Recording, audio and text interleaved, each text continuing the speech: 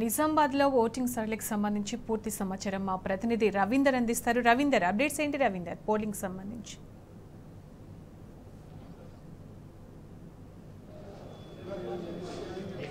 సునీత, 11 గంటల ఎన్నికల కమిషన్ విడుదల చేసిన బులెటిన్ ప్రకారం ఇప్పటి వరకు 28% పోలింగ్ నమోదైంది నిజామాబాద్ పార్లమెంటు పరిధిలో. మనం చూస్తున్నాం కొద్ది మేరకు ఇప్పుడు మందకోడిగా సాగుతుంది, తక్కువగా ఉంటుంది.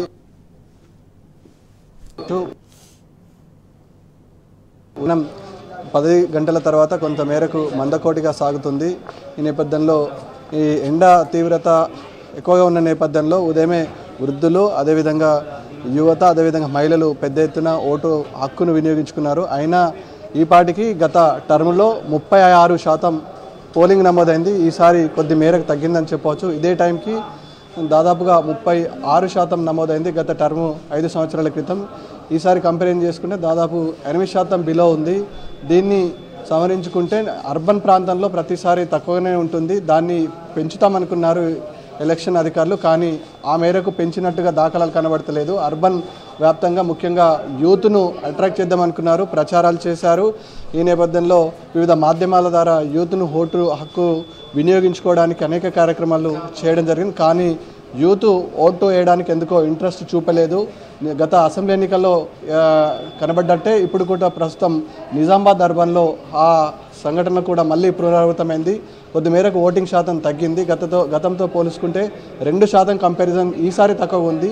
అసెంబ్లీ ఎన్నికల్లో 2% ఎక్కువగా ఉండే ఈ సమయానికి 11 గంటల 12 గంటల పరిసర ప్రాంతాల్లో ఈసారి తక్కువగా ఉంది. ఈ నేపథ్యంలో ముఖ్యంగా ఎన్నికల అధికారులు అయితే ఏర్పాట్లు పూర్తి చేశారు. వివిధ ప్రసార మాధ్యమాలతో పాటు అనేక అంశాల ద్వారా యూత్, అదేవిధంగా వృద్ధుల కోసం ఏర్పాటు చేశారు. యూత్ ఎందుకో ఇంట్రెస్ట్ చూపించట్లేదు అని కారణంతో స్టార్ క్యాంపెయిన్లతోని, అదేవిధంగా క్రీడాకారులతోని ప్రచారం కూడా నిర్వహించారు.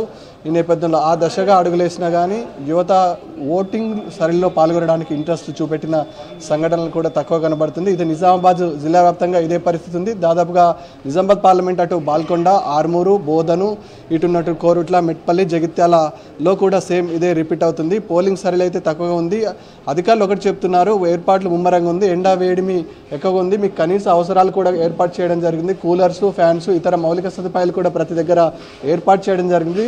ఈ నేపథ్యంలో స్వచ్ఛందంగా వచ్చి ఓటు హక్కును వినియోగించుకోవడానికి అనేక ఏర్పాట్లు ఉన్నాయి కాబట్టి మీరు ఓటింగ్ కేంద్రానికి తరలి రావాల్సిన అవసరం ఉంటుందని చెప్తున్నారు. ఇక నిజామాబాద్ జిల్లా వ్యాప్తంగా చిన్న చిన్న చెదురు మధుర సంఘటనలు మినహా ఓటింగ్ ప్రశాంతంగా జరుగుతుందని చెప్పవచ్చు. వృద్ధులు, అదేవిధంగా వికలాంగుల కోసం ప్రత్యేకమైన వీల్ చైర్లు, కూలర్స్, అవసరమైన చోట ఫ్యాన్స్ కూడా ఏర్పాటు చేయడం జరిగింది. ముఖ్యంగా ఈసారి వృద్ధులు ఓటు హక్కును వినియోగించుకోవడానికి వాళ్లకు సహాయం తీసుకొని, అదేవిధంగా ఇక్కడ ఉన్నటువంటి ఏదైతే ఎన్నికల సిబ్బంది ఉందో వాళ్ళ ప్రోద్బలంతో ఓటింగ్ కేంద్రానికి వచ్చి అయితే ఓటింగ్ వేసుకోవడం జరుగుతుంది. నిజామాబాద్ జిల్లా వ్యాప్తంగా 17,05,000 ఓటర్లు ఇవాళ ఓటు హక్కు వినియోగించుకోవడానికి ఎలక్షన్ అధికారులు ఏర్పాటు చేశారు. అందుకు 1808 పోలింగ్ స్టేషన్లు కూడా ఏర్పాటు చేయడం జరిగింది. వీవీప్యాట్లను దాదాపుగా 29 మంది అభ్యర్థులు ఉన్నారు. 29 అభ్యర్థులు ఉన్నారు కాబట్టి 2 వీవీప్యాట్స్ ఏర్పాటు చేయడం సమదూరంలో సమానంగా ఓటు హక్కును వినియోగించుకోవడానికి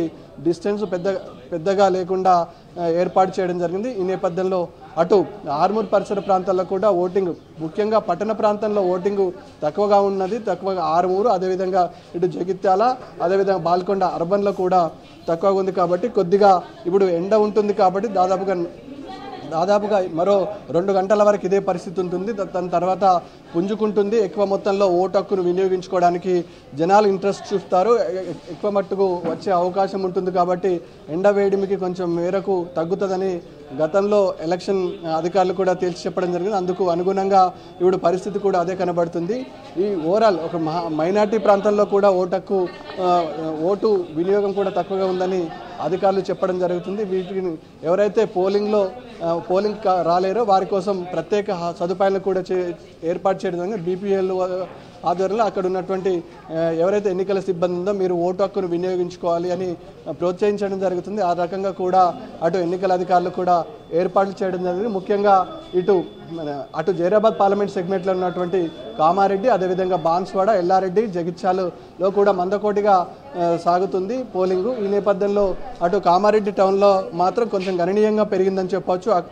ఇక్కడ టౌన్ విషయానికి వస్తే దాదాపుగా 32% పోలింగ్ నమోదైంది. ఇది రికార్డ్ అని చెప్పవచ్చు. గతంతో పోల్చుకుంటే ఈసారి ఎక్కువగా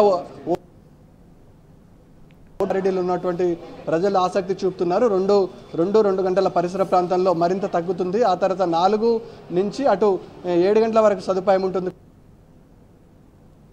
చెప్పింది ఎలక్షన్ కమిషన్. ఎవరైతే తమ నిర్ణీత గడువు లోపల వస్తారో వారికి ఖచ్చితంగా ఓటు హక్కును 7 గంటల పరిసర ప్రాంతాల మీదట ఎవరైతే ఉంటారో ఖచ్చితంగా ఓటు హక్కును వినియోగించుకోవడానికి ఏ టైం అయినా కానీ సదుపాయాలు అయితే కల్పించాం. మీరు ఓటు హక్కు వినియోగించుకోవడానికి పూర్తి స్థాయిలో ఎన్నికల సిబ్బంది సిద్ధంగా ఉంది. తప్పనిసరిగా ప్రతి పౌరుడు వచ్చి ఓటు హక్కును సద్వినియోగం చేసుకోవాలని ఈ పార్టీకి ఎలక్షన్ కమిషన్ చెప్పడం జరిగింది. ఆ దశగా అడుగులేసింది. కానీ మందకోడిగా సాగుతున్న ఈ ప్రభావం చూపిస్తే దాదాపుగా తక్కువ మేరకే పోలింగ్ శాతం నమోదవుతుందని కూడా ఎన్నికల అధికారులు ఇతరత్ర సిబ్బంది అయితే ఒక ఆందోళన వ్యక్తం చేస్తున్నారు. ఏర్పాట్లు ముమ్మరంగా ఉన్నాయి. కనీస సౌకర్యాలు కూడా ఏర్పాటు చేశాం. కానీ ప్రజలెందుకో ఓటు హక్కును వినియోగించుకోవడం